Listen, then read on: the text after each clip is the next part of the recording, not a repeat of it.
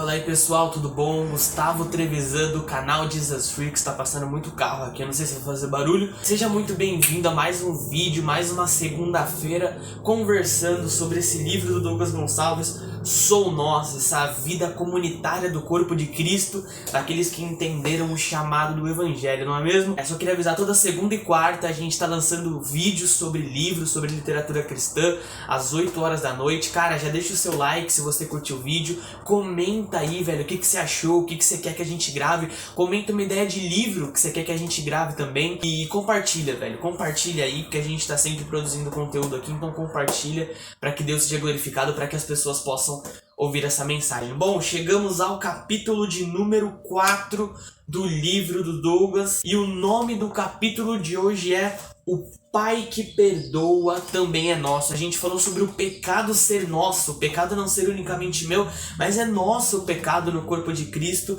no vídeo passado, no capítulo passado. E agora a gente chega nesse quarto capítulo que o autor ele vai apresentar mais argumentos para defender a tese dele, né? De que na verdade não sou eu quem vivo, mas Cristo vive em nós. Somos nós. Quando Adão pecou, ele tinha em si a semente de toda a humanidade. E porque Adão pecou e caiu, todos nós caímos no pecado juntamente com Adão. Mas a boa notícia é que Jesus Cristo que viveu uma vida santa sem pecado, e por causa desse Jesus Cristo que era o Deus encarnado, nós fomos perdoados e agora podemos herdar a salvação. Se por Adão herdamos uma vida de pecado e uma natureza pecaminosa, por Cristo podemos herdar a salvação. Esse Jesus, ele nos deu o Espírito Santo como igreja, e além de nos dar o Espírito Santo, nos deu a missão de declararmos o perdão de Cristo sobre as pessoas ao nosso redor. Nós como igreja temos a missão e a autoridade de declarar o perdão de Cristo, o Evangelho para as pessoas ao nosso redor. Por exemplo, em João, no capítulo 20, a gente vê Jesus entrando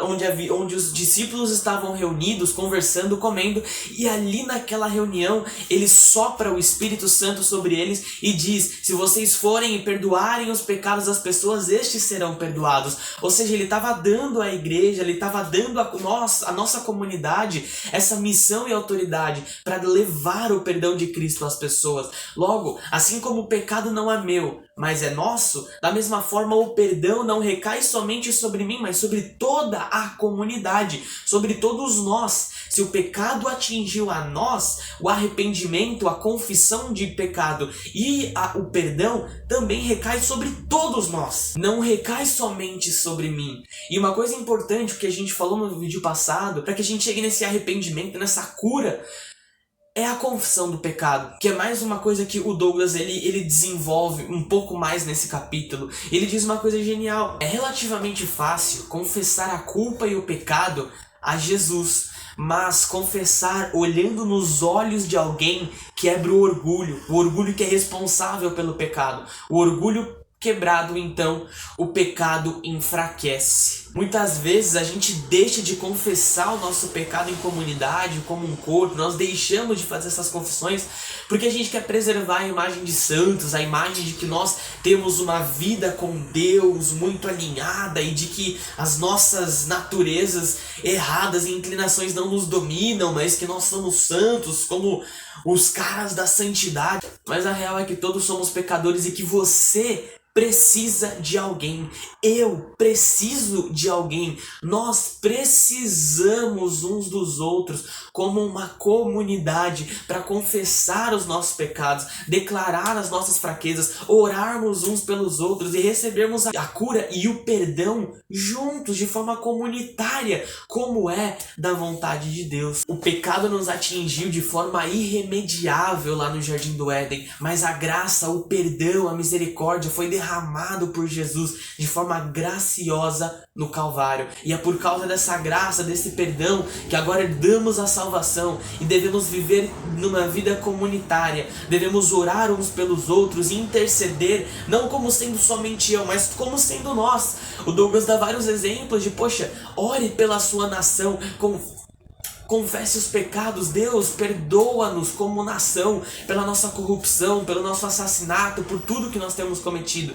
E esse é o chamado de Cristo de intercessão para todos nós, que recebe, que tem não somente o pecado de forma que todos nós cometemos, mas que recebe a cura e o perdão de forma comunitária, que vive de forma comunitária, vive, intercede e ora uns pelos outros de forma comunitária e não de forma individualista. Esse é o chamado para a Igreja de Jesus. Agora vamos, para finalizar o nosso vídeo, pro desafio desse capítulo incrível. O desafio diz o seguinte: reserve um tempo na sua agenda para orar em favor do país, da sua comunidade e da sua família. Procure se incluir em seus pedidos por misericórdia e perdão, como se você fosse participante de cada ato praticado por essas instituições ou indivíduos. Faça isso por alguns dias ou semanas, e aí depois você conta aí nos comentários como é que foi, beleza?